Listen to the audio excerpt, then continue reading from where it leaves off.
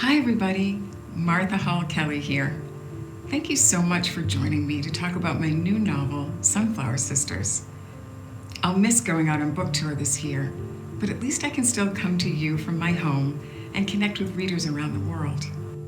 You may be familiar with my first two books about the Woolsey Faraday family, Lilac Girls and Lost Roses. I thought I'd share a bit about the research and historical inspiration behind those novels and how they paved the way for Sunflower Sisters. I first learned of a fascinating woman named Caroline Faraday in 1999 when I read an article in Victorian magazine about her famous gardens. The article showed photos of Caroline's home in Connecticut, now known as the Bellamy Faraday House, and photos of her renowned garden, filled with roses and lilacs. I love lilacs and really wanted to visit, but with 3 young children, I had little time to spare. But one Mother's Day, my husband Michael urged me to go, and I visited the estate, unaware that the trip would lead to my first novel. I was the only visitor on the tour of the lovely old home that spring day. During the tour, I came upon Caroline's desk, and a photograph of a group of young women caught my eye. The guide referred to them as the Rabbits and told me that Caroline took up the cause of these young Polish girls after they were experimented upon by the Nazis at Ravensbrück concentration camp. She brought them to America for rehabilitation, and once I heard their story, I was fascinated and set out to learn everything I could about them. My goal was to write a fictionalized account of actual events and to perhaps breathe new life into a story that seemed to me had fallen from public view. I started my research at the Bellamy Faraday House and then traveled to Paris, where I found another archive of Caroline's letters to immerse myself in. In Poland, I was lucky enough to interview a Ravensbrück survivor and took the train to Germany to see the concentration camp. That's a day I'll never forget. While writing and researching Lilac Girls, I came to love Caroline Faraday's mother, Eliza Woolsey Mitchell. The daughter of one of the famous Woolsey women of New York City, known for being staunch abolitionists and philanthropists, Eliza ended up devoting her time to the cause of white Russian emigres, former aristocrats in Russia who lost everything when the Bolsheviks seized power from the Tsar in 1918. When the emigres arrived in New York City, many of them destitute and traumatized, Eliza helped the women find work and a place to live. She even opened her own apartment and Southampton cottage to them. I began to embark on a new journey that inspired the story of Lost Roses. I created a wall with the other characters I wanted to add, Eliza's aristocratic Russian friend Sophia and a Russian peasant girl, Marinka. To bring the story alive for readers, I traveled to Russia and explored everything from the Tsar's palaces to rustic villages. I visited Long Island, New York, and peeked past the privacy hedges of Southampton's Gin Lane into the famous shingle-style cottages and estates. And in France, I discovered a lovely, little-known Russian part of Paris. But the place I drew the most inspiration from was again the Bellamy Faraday House. From the archives there, I used Eliza's and Caroline's letters and other personal writing to bring this story to light. This incredible family wouldn't let me go after 2 novels, so I traveled further back in time to the Civil War to tell the story of Caroline's great aunt and how she fought to be a nurse on the battlefields of the war for the North and to be part of the fight against slavery. That's how Sunflower Sisters was born. It's told from Georgiana Woolsey's point of view, and also from the points of view of 2 fictitious characters, Gemma, a young woman enslaved on a tobacco plantation, and Anne May, the mistress of that plantation. Many of the historical events in the book are drawn from the Woolsey family letters in the archives at Caroline's house. One letter, which described the sisters seeing a slave market in Charleston, a site that set them on their path to abolitionism, sent me to South Carolina to start my research journey to see the market they described, now a museum. Luckily, I lived in Atlanta at the time, near the Atlanta History Center, with an extensive collection of Civil War artifacts, where they shared their deep knowledge of everyday life during the war. I also visited former plantations, now museums, every chance I got, in the surrounding area. Since Sunflower Sisters is set in Maryland, a border state, Sauterley Plantation was especially inspiring on the banks of the Patuxent River. A key part of Sunflower Sisters takes place in Gettysburg on the battlefield, so I spent a lot of time there tracing the steps of the characters so I could write about the place as accurately as possible. My son, who I dedicated the book to, came with me on those trips and helped me document my research. Gettysburg is such an incredibly moving place, and it was helpful to visit the actual sites of scenes in the book.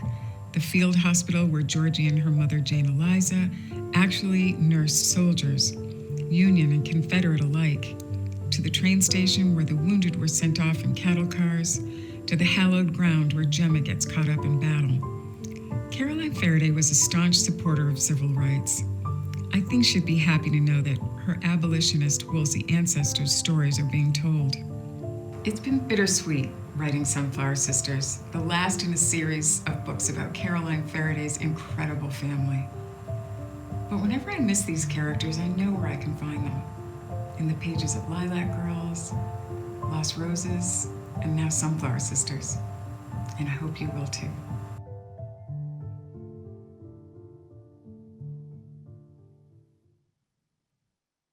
Well, what an introduction to our conversation tonight with Martha Hall Kelly. This is the Atlanta History Center's virtual Author Talk series. I'm Virginia Prescott, your host for this series. I'm from GPB. You can purchase the Sunflower Sisters directly from our local bookseller, Foxtail Bookshop. And there's a link at the chat in the right of your screen. There's also a link provided on the Atlanta History Center's website. And as Martha and I are talking, please do submit your questions via the Q&A feature at the bottom of your screen. Please make them brief, and I will try to integrate as many of them as possible into the conversation. A little more on Martha Hall Kelly. She worked in advertising as a copywriter before becoming the New York Times bestselling author of 3 novels, Lilac Girls, Lost Roses, and now Sunflower Sisters. Martha has journalism degrees from Syracuse and Northwestern universities. She now lives on a farm in Litchfield, Connecticut, with what sounds like a menagerie going on there. And she's at work on 2 more novels, which I hope that we will speak about later. Martha, it's so great to have you back in the Atlanta History Center fold. So nice to see you, Virginia. Thank you for doing this. I'm so excited to be here. When I saw Atlanta History Center on my schedule, the whole time I've been looking forward to it because I used to live in Atlanta. So it's fun to be back with old friends. And you did some of your research here, as we saw. I did. And I wrote Lilac Girls while I was living there, and a lot of Lost Roses, and this book too. I did a lot of research at the Atlanta History Center. I could walk from my house in Buckhead, so it was super easy. I should mention there's signed copies from the Foxtail Bookshop. So if people are interested in getting signed copies, that's an extra added incentive for you. But after you hear about this book, I'm hoping that you will definitely want it. We already have a comment from Terry from Kansas. She's so excited about your book, and she added a number of sunflower emojis. So she is from Kansas? Whoa. There you go. Well, I have to say, I mean, you think if it's safe to say in the popular memory of the Civil War, we think of it as a very male-centric thing. You know, the heroes and the men on the battlefield, thanks to Matthew Brady and other photographers who sent us, who captured that at that time, the whole brother against brother thing. So what was revealed to you considering this through the eyes of women, 3 women, as you do in the book? I was never a huge history fan in school. I was never very good at history. And I think a lot of it is just what you're talking about. It's taught from the point of view of men about the battles and the dates and the bombs. And I just felt like when you look at it through the point of view of women, for me anyway, it just became so much more interesting. And I'm glad that I did, because there were so many more women involved in the battles than we realize. One thing that I found surprising in my research was if you had a brother or a husband, someone in your family that was fighting and they were injured, you were expected to go down and be their nurse. I didn't realize that. Before there were sanitary commission nurses, which the character in my book, Georgie Woolsey, Caroline's great aunt, she does that. for the Sanitary Commission. But before that, there were all these women down at the battle sites taking care of their wounded relatives. So that was a real revelation to me. Well, this is quite a family of sisters. The matriarch, Jane Eliza, known as Mother Woolsey, staunch abolitionist. This is a woman who raised 8 children by herself after her husband died quite young. One of them, again, Caroline Faraday's grandmother, is one of those daughters. Yeah. And you mentioned researching the opening scene, this horrific spectacle of a slave auction. Was that customary for abolitionists or women to attend slave auctions? Absolutely not. They were visiting friends in Charleston, and the letter was so moving. It was one of the first ones I read in the archives, and I just thought, if I ever write a book about these women, I have to use that as a scene. They just stumbled upon it. They were there visiting friends, and they were on Chalmers Street, just walking towards their hotel, and they saw the red flag that said Slave Mart, or it just said Mart. And they walked over to the gate, these big iron gates that are still there. You saw it in the video.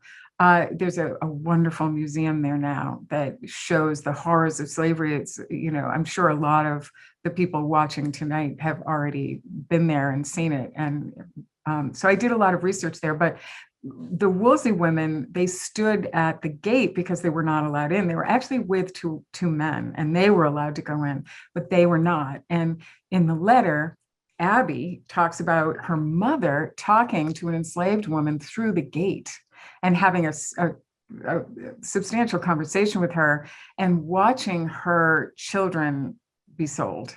And talking to the woman about that, and Mrs. Woolsey was asking her, "Where's your husband?" And they had a whole dialogue. So that becomes the kind of inciting incident in my book, to start it off, just because it shows how they became such staunch abolitionists. Although Mrs. Woolsey grew up on a farm in Virginia, a slaveholding farm, and always hated slavery, and so that's really why she taught her daughters and her son to be abolitionists.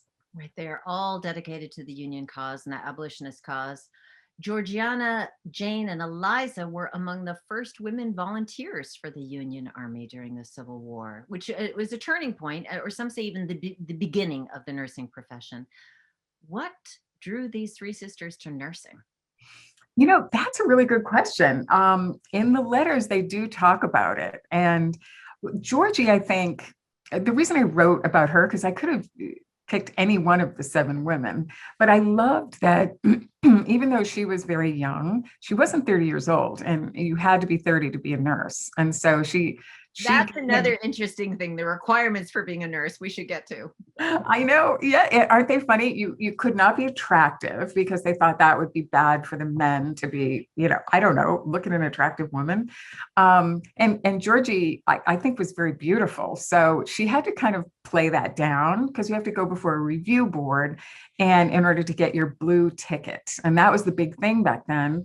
And she wanted her blue ticket. Her father passed away when she was 8. And I think that was a huge wound for her, not unlike Caroline Faraday. Her father passed away when she was 11. And I think that was really hard for her. And she was always trying to do good things for other people, I think, in his name. And so she wanted to be a nurse, and she got what she wanted. I mean, that's a little bit of a spoiler in the book, but she just wanted to do something. I think her mother brought all of those children up to be doers. And one great quote is, when the Woolsey women gave up toys, they took up politics. And that really is true. They were staunch supporters of the Union Army, and they just wanted to do something. The other interesting thing, I think, is she and her sister go together, Eliza. Now, Eliza was married to a very wealthy man named Joe Howland of the Howlands off of the Mayflower. And she lived up at a place called Tioronda, which was an estate up in Fishkill, New York, which is still there, actually. I visited it recently. And they wanted to be nurses, in part because in case Joe got wounded, they wanted to be right there with their medicine and have everything ready. So that was part of it. Becky asks, as a nurse, what was the most surprising aspect of nursing you learned for Sunflower Sisters, and did you write about it? Oh, so many interesting things. I think, something I learned at the Atlanta History Center was how they did amputations. And that was really very interesting. I know it's a hard thing to talk about, but that was fascinating. And I knew they did a lot of them during the war, but finding out about the ammunition and, the mini ball, how it exploded in your body, all of that, the physical part of that, I found really interesting. And also that you could, as a soldier, take out an insurance policy before you go, and they would find you if you died. They would find you on the battlefield, put you in a coffin, and a zinc coffin, and send you home prepaid.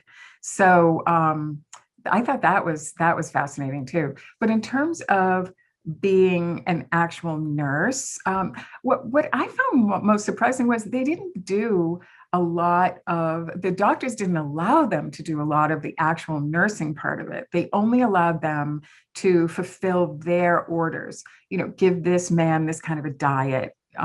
So they, what we think today of as nurses, they weren't allowed to do that much, although Georgie and her sister Eliza, they just went ahead and did it. They had their pockets full of bandages and all sorts of different mercurochrome and things. They did it anyway, but they weren't supposed to.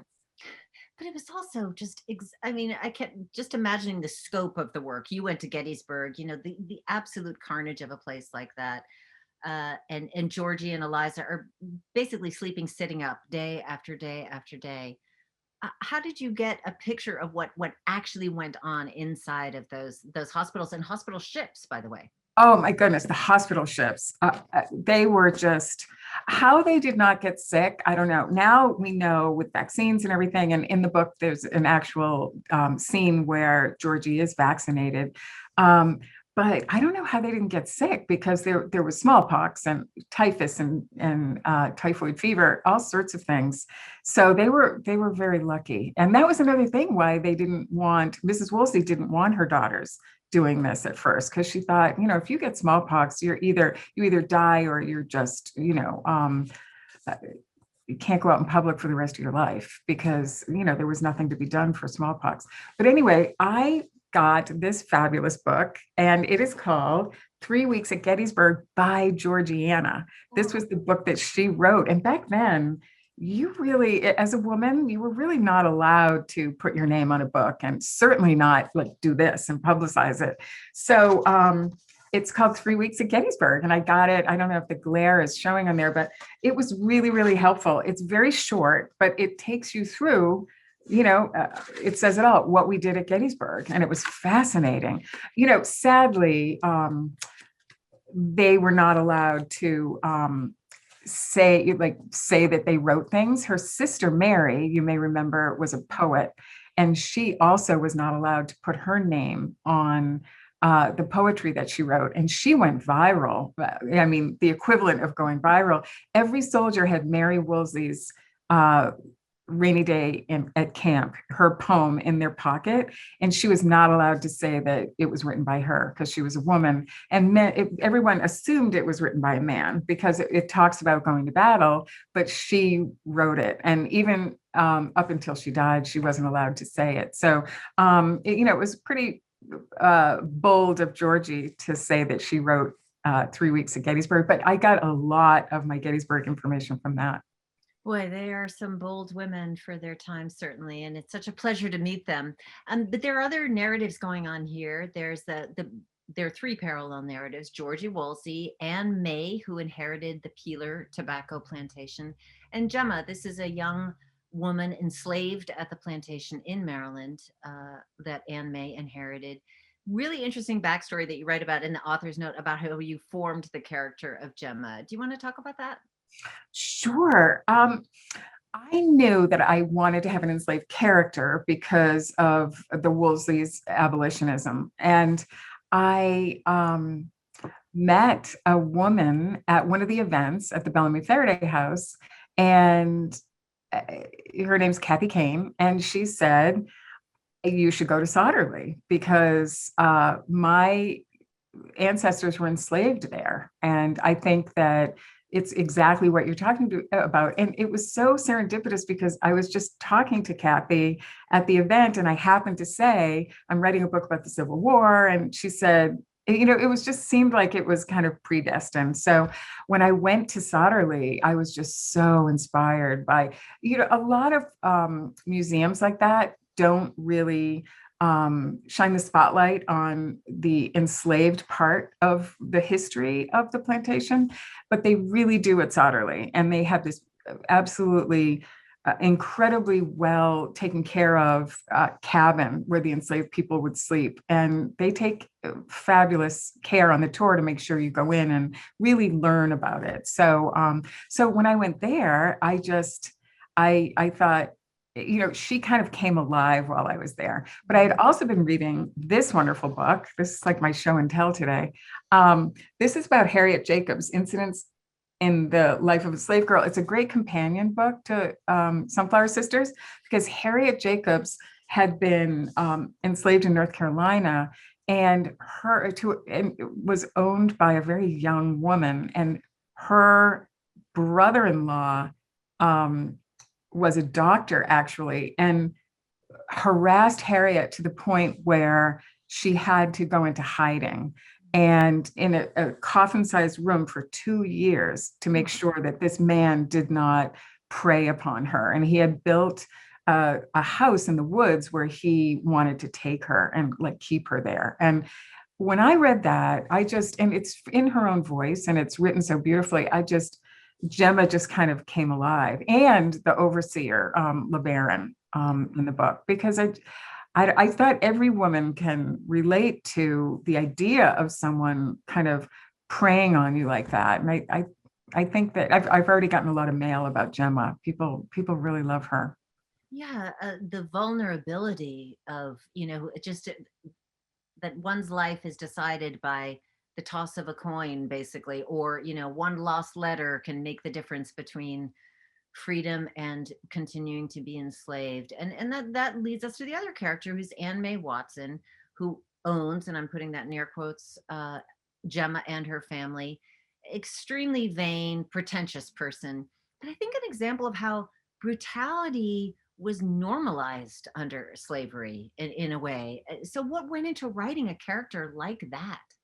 That's such an interesting way of putting it. I think that's so true. It was just normal to them. And I think as a writer, it's hard because when you write about that and you also act like it's normal, it outrages people.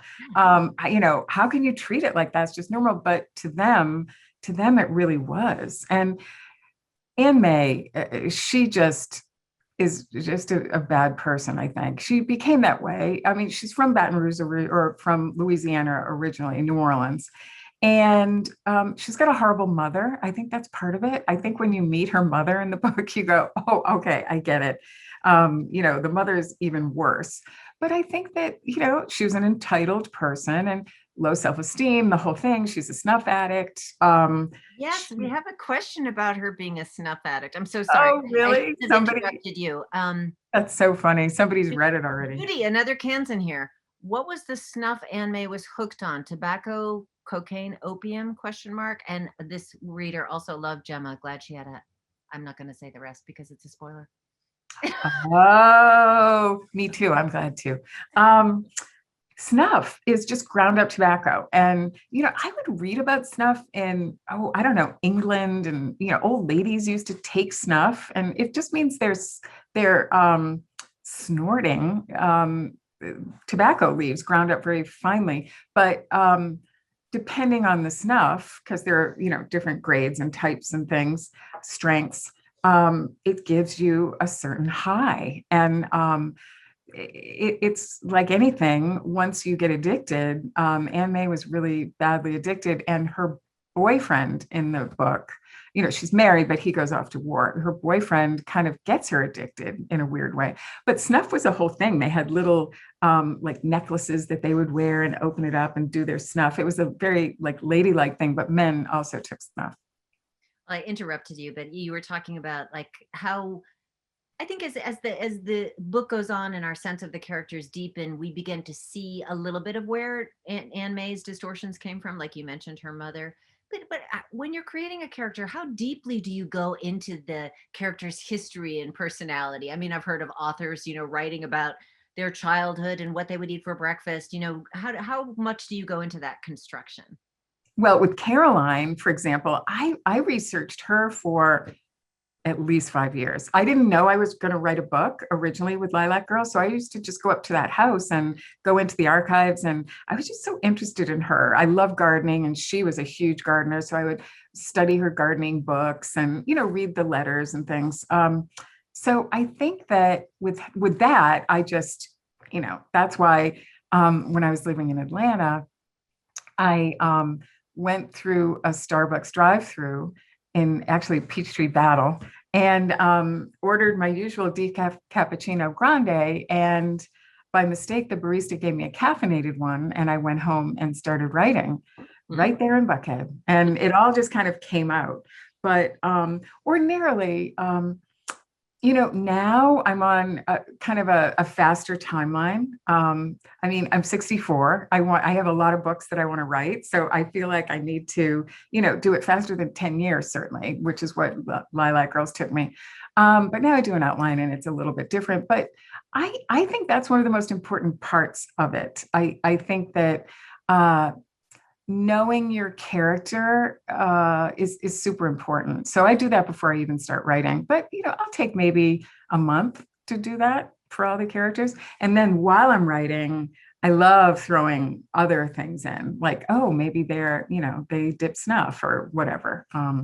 So that's the fun part. Danielle asks, of the three characters in Sunflower Sisters, which was the most fun to write and which was the most difficult? This is a Nebraska librarian. They're coming from all over tonight. It's so fun. Oh, I wish I could be out on a book tour. I would be there. That's really interesting. I think each of the characters had their own challenges. With Georgie, there were a lot of letters. I have to be honest with you. I had to read hundreds of letters. And there were so many good things in there. So it was almost like an embarrassment of riches. So that was the hard thing with Georgie. And Anne May was really kind of comic relief in a way. I mean, I hate to say that about such a horrible person, but she wasn't really a serious person, if that makes sense. So when I could talk about her hoop skirts and her clothing and her hair, and there's a lot of really interesting Civil War stuff about what kind of makeup they wore. And Gemma, as a house slave, had to help her with her toilette. So that was all really kind of interesting to kind of decorate Anne May and what kind of clothes she was wearing. But with Gemma, even though I think Gemma was probably my most, the character I enjoyed writing the most, even though the most tears for sure, and especially out of my daughters, because they read all of my manuscripts and they would be like, Mom. But yeah, Gemma's character, she goes through a lot of really hard stuff. But I think that the hardest, it was just hard writing her character because she goes through, she loves her family so much. And she feels so grateful that back in that time, to have an enslaved family intact was really unusual, because so often, the owners would just, they used to say that they didn't, but they would just sell off whole families and, for tax reasons or whatever. So that was the hardest. What happens to Jem is really, really hard. Like I get really sad even talking about it now, but I think it was necessary, just like in Lilac Girls and Lost Roses, showing what the Nazis did, showing what the Bolsheviks did to just everyday women. I think we need to see that, and so I tried to show that in this book and not flinch away from the reality of it, because I was always curious about that myself, like what really was that time period like. So I hope I depict that. Well, yeah, that experience, the acute sense of threat, like the actual or real threat of sexual violence, sadistic beatings. But there's this really poignant observation that Gemma says something like, night was our day. That there is a real sense of the lived life. And I wondered what that meant in context. Night was. Wow. You know what? I forgot about that. You're the first person that's brought that up. I love that quote.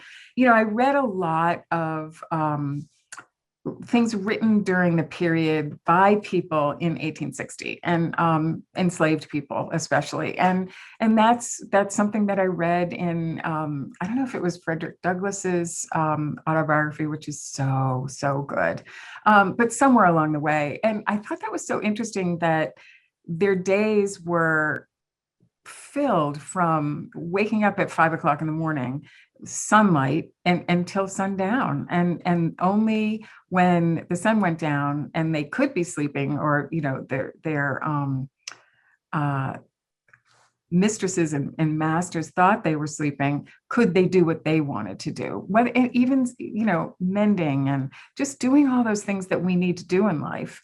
Planting, they had their own little crops and things, and they couldn't do anything until dark. So I just thought that was I'm so glad you brought that up, because I thought it was such a sad thing that nighttime was their time.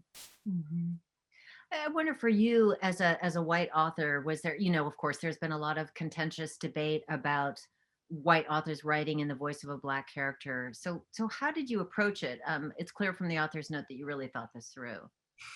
I did, and I just thought I can't tell the story without an enslaved character, because I thought that would be short shrift to the story. I thought that it really needed the reality and I didn't even, at the beginning when I started writing the book, I didn't really even think that that would be something that would be an issue if I really told the story from an informed point of view and a caring point of view.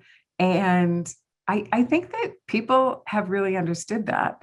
I've done that with all my books. I've told things from the point of view of a peasant girl in Russia to a Polish girl that was experimented on at Ravensbrück. So it felt okay to me, and I hope people feel that it is a really sensitive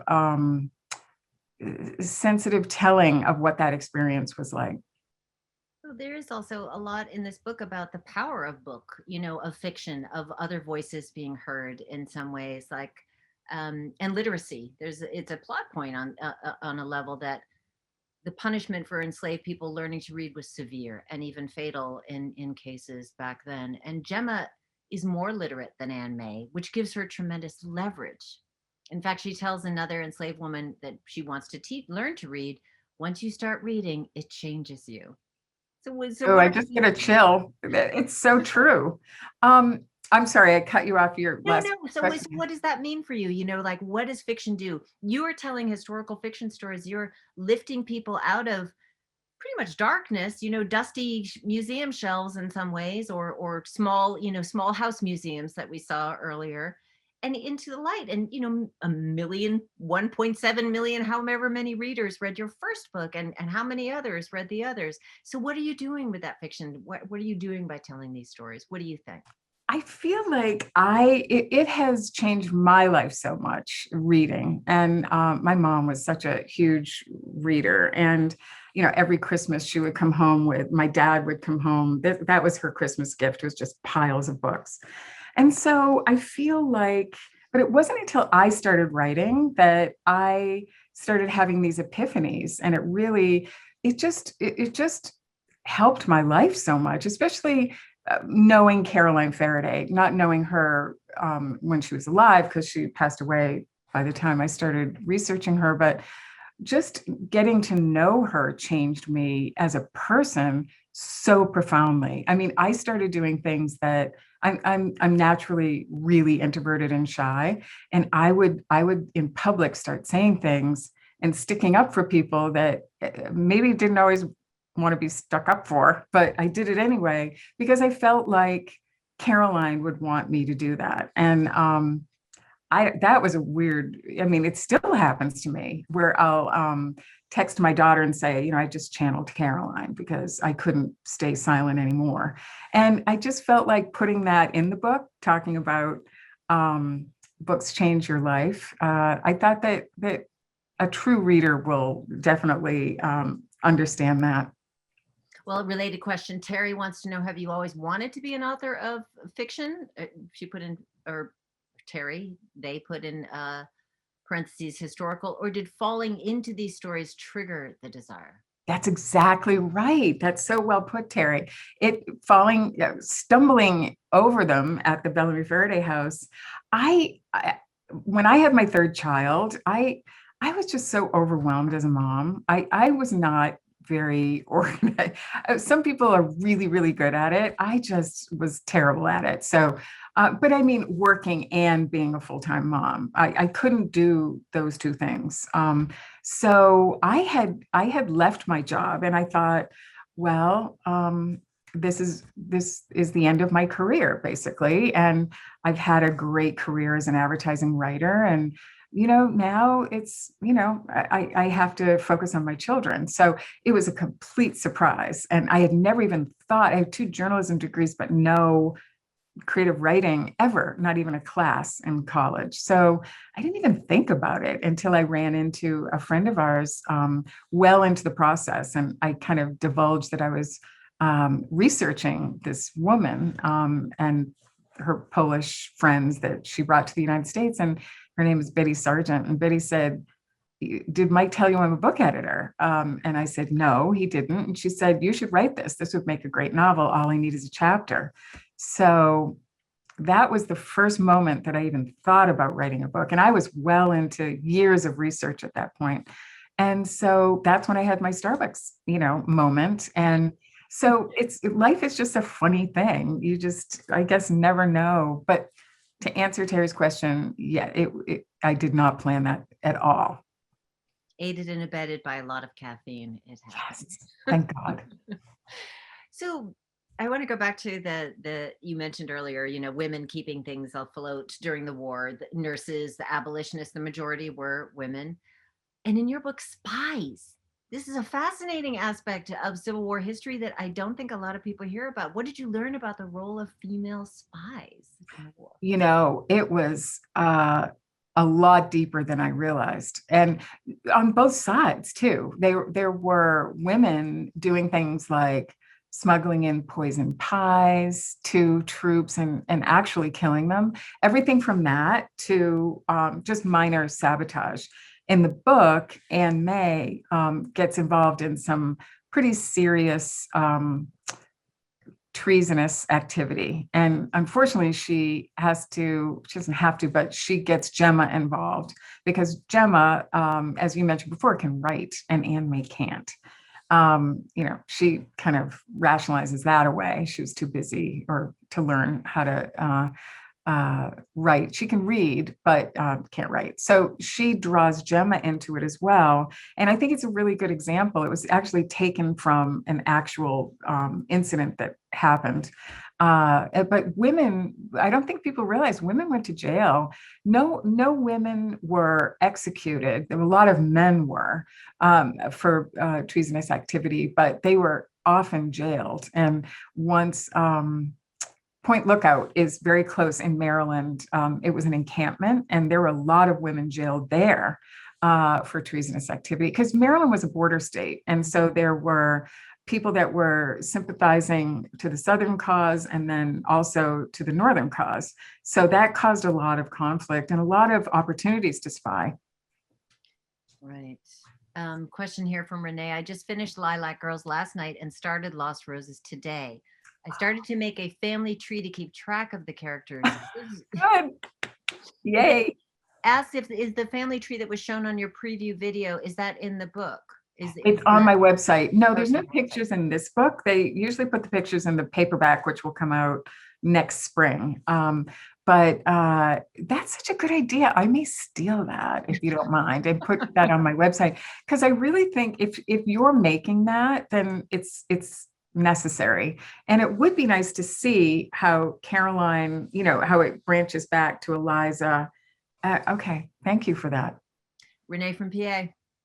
Renee, you're the best. The other thing in this book that really strikes me is you didn't shy away from Northern racism. during the war, especially in New York City. Now, this was the business capital of the U.S. People were making a lot of money off of cotton. How did that play into the Civil War dynamic? I was really surprised by that. And I think growing up in the North, I'm from Massachusetts originally, I always thought, oh, we were, beacons of anti-slavery but not true, actually.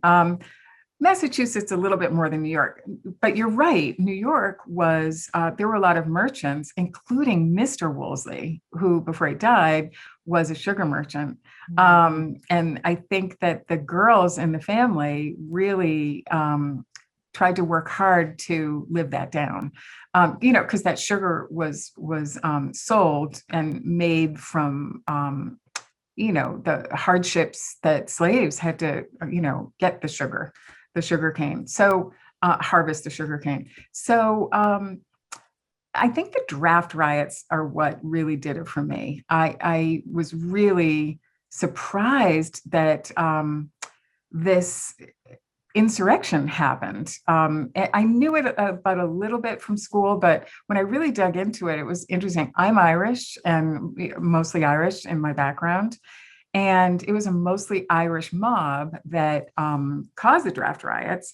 They were initially upset because they were the only ones being drafted. Rich people could spend $300 and send someone else off to war. And then the freed slaves were down at the piers taking all the longshoremen's jobs, or so they thought. And of course, the colored troops hadn't been mustered in yet. And so they just tore down the city for 4 days and killed 4 Black men, lynched them, and a child. So it was a horrible, they attacked the New York Times. The New York Times, there's some question about this, but I do think it's true from my research that they turned Gatling guns on the crowd, the angry mob, to keep them from coming in and killing the newspaper reporters. So it was just so interesting that this all happened in New York. And I put that in the book because they burned down the colored orphan asylum where the Woolsey daughter, actually Caroline's grandmother, Carrie, as a young woman, works there. And she and Georgie witnesses this. No children were killed at that part of it. But to think that there were over 200 children and babies there, and they got out okay, but their home was burned to the ground. So I think it's just really good, I think, for people to experience that and realize that that happened and remember. Yeah, this is it remains one of the worst, I believe, riot on the U.S. soil. Worse Absolutely. than Rodney King, worse than the post Martin Luther King riots. It's really, or insurrection. So let's see here. Another question. Jessica from Atlanta, so excited to be here. Has Martha been in contact with any of the Woolsey Faraday descendants? I'm sure the family is very proud of their ancestors. They are. It's really fun. Originally, when I was writing Lilac Girls, I got in touch with one of Caroline's cousins, Alexander Neve, and he just passed away recently. It's really, really sad. I live in the same town that Sandy lived in, and he was just always so loving and supportive, and gave me Caroline's last will and testament and family tree. Really great. And he was one of the first people that I gave a book to with Lilac Girls. And he was lovely. And he knew Caroline very, very well. And he and his wife, Lynn, who's still with us. But yeah, so they've been wonderful. All the people at the house, the Bellamy Faraday house, has been incredible. And every time we have an event there, someone that is a relative of Caroline's comes out of the woodwork, and it's always so much fun. I have a few pictures of her cousins and things. And in the book, what was so weird, I live in Litchfield now, which is right next door to Bethlehem, and the Woolsey women would come up in the summer to my town where I live, and it's just incredible, that it's kind of come full circle like that. And her cousins live right here in town, so it's really fun. That's kind of fantastic. But I wonder, you said in the sizzle in the video that if you're going to miss these women, you're moving on some level as a writer. You can go back to the pages, but you've been involved with this family for a really long time. So what Yeah. is that like to let go of them? It's hard. Actually, my editor, when she read Lilac Girls at the end, was crying a little bit. And we both had a little cry party on the phone. But it's hard because they helped me start my career. And I feel, and I know this is crazy, but I feel like when I walked into that house, my husband and I talk about this sometimes. I feel like Caroline tapped me. I think she was the kind of person that was very full charge and she got what she wanted. And I think she said, well, this one's as good as any. I'm going to take her and have her write my story. And not just her story, but I think she thought that the rabbits deserved attention. In the archives, there are many, many manuscripts that Caroline tried to get published, and along with the rejection letters from some of the same places that I queried myself. And they say, I'm sorry, but I don't think that our audience would be interested in this kind of a story right now. After the war, in the case of Lilac or the Rabbits, people wanted to move on. And I guess publishers didn't think that it was a story that needed to be told. But I think she maybe kind of tapped me on the shoulder and said, okay, you tell the story now. And I really believe that. And so it's really satisfying to look at these three books and say, I did that about her mother as well. She loved her mother so much. The two of them, after Caroline's father died, became so close. And then for her Woolsey ancestors, who she was so, so proud of. So it feels good, really. Janet wants to know, can you read the books from Sunflower Sisters to Lilac Girls, so backwards in reverse order?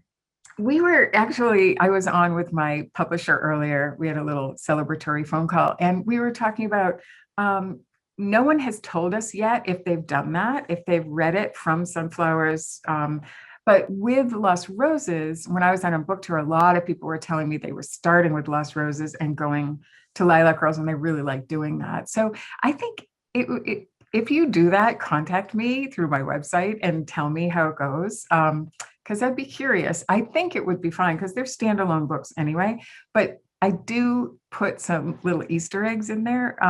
There are some things in Sunflower Sisters that you will see, like the Woolsey Silver, for example.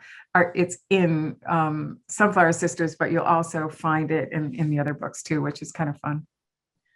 Sorry, this is related to the question I asked earlier. Grace Ann from London in the UK has to be bittersweet to say goodbye to the family. Maybe characters will make appearances in later stories. Maybe that leads us to what are you working on now, Martha? That's really interesting. I've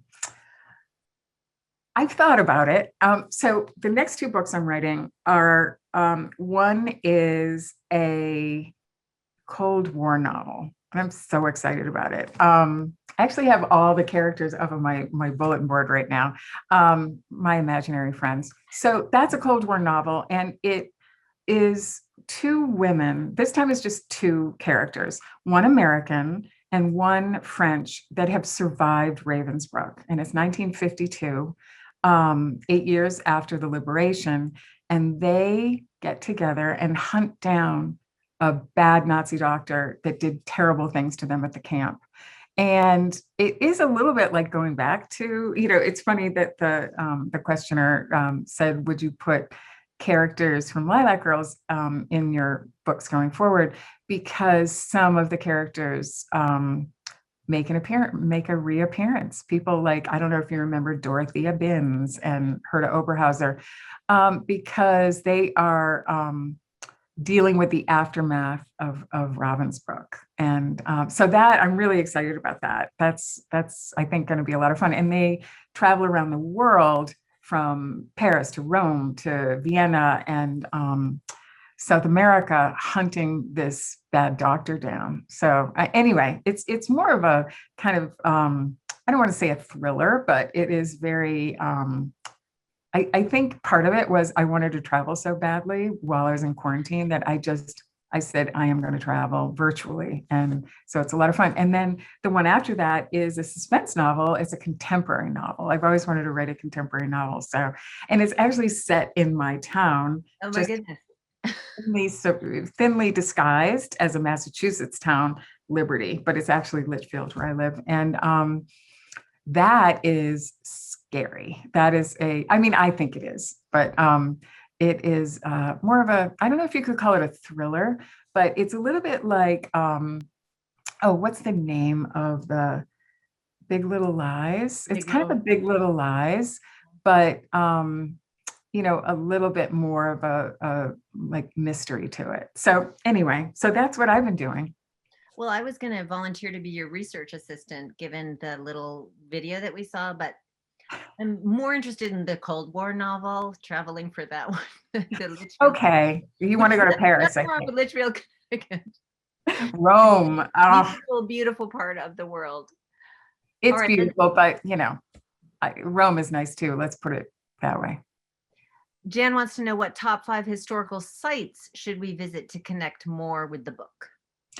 Ooh, top 5 historical sites. Well, definitely Sauderley, which I base Peeler Plantation on.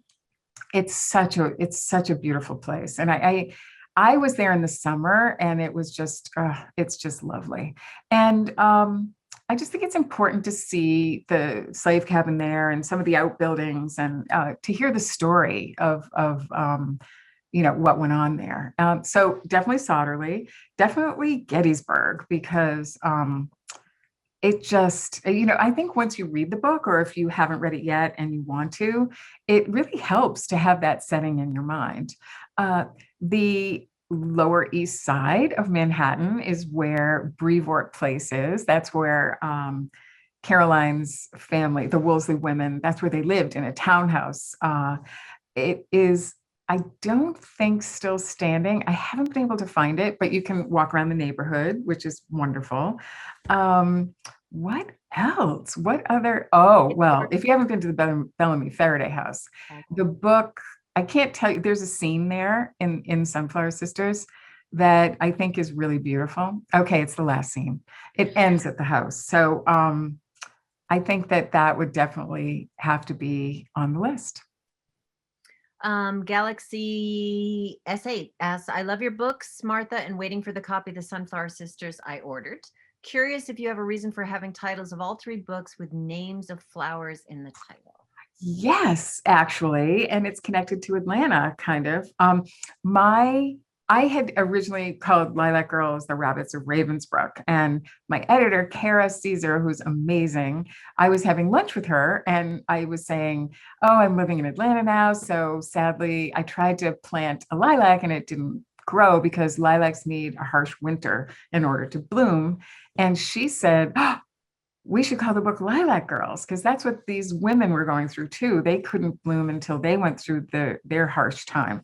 And frankly, I didn't really right away go, oh, that's great. Because I liked my old title, but I mean, they at Ballantine Books, they know what they're doing. They are amazing. And so I think that's a big part of why it became a hit. But after that, I thought, oh, Lost Roses, or a Russian book. The Tsarina loved white roses. So I thought, maybe Lost Roses would be good. And then, so for the third book, I could not have a flower.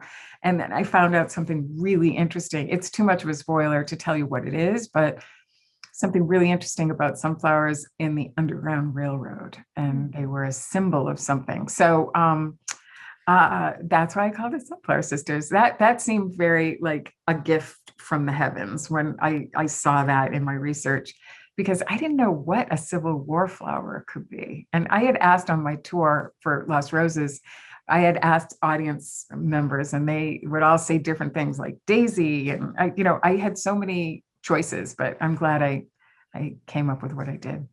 So wait, did you say what was what the name of Lilac Girls was beforehand? Did I miss that? It was the Rabbits of Ravensbrook. Rabbits of Ravensbrook. Okay, sorry, I missed that. It would not have been a hit. I don't think anyone would have read that. Thank goodness for publicists or publishers, I should say. Well, after spending all this time with these Faraday women, these women who were so strong, they left the drawing room behind to fight for equality, to fight for humanity in some ways. This is passed through the generations. And we see in Anne May and her mother, who's so obsessed with honor as a great Southern woman, how things get passed down.